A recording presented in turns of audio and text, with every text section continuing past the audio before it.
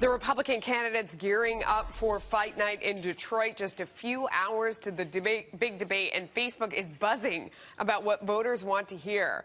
Fox News' Shannon Bream is live from Detroit with the trending data. Shannon.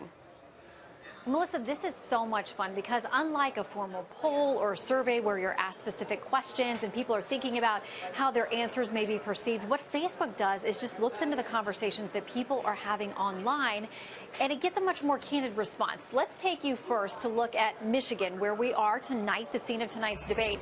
We can look into the state and see the top issues and the top candidates. And again, this is not positive or negative. It's just the volume of conversation. The economy, the top issue here, pretty evenly split among gender. You can see, though, it spikes more with the age group that would be in the prime earning years, not the youngest or oldest groups that may be pre-career and post-career with their retirements, but really in the middle, people are worried about economy and jobs in those age groups. Something else that we have that's really interesting is a heat map. But first, let me show you. We're going to look at the candidates. Again, who's getting the most volume? We will start in the heat map with Donald Trump.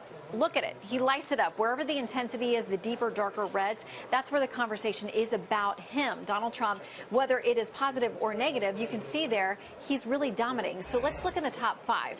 This is overall who is getting the most buzz online across the country. We showed you Donald Trump. We can look again there and see within that gender breakdown many more women talking about him. And that's interesting because, again, we don't know if it's positive or negative, but many more women engaged in conversation about who Donald Trump is, what he stands for. And the age groups, he skews a little bit younger. Let's go back out to the person who has the second most wins in these early contests, and that is Senator Ted Cruz.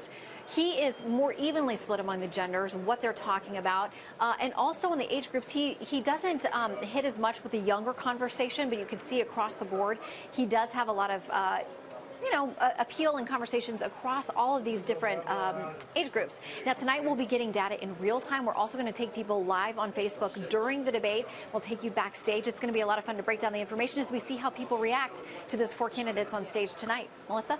Wow, a lot of good and interesting information. Shannon, thank you so much for that. David? Is there anything Shannon doesn't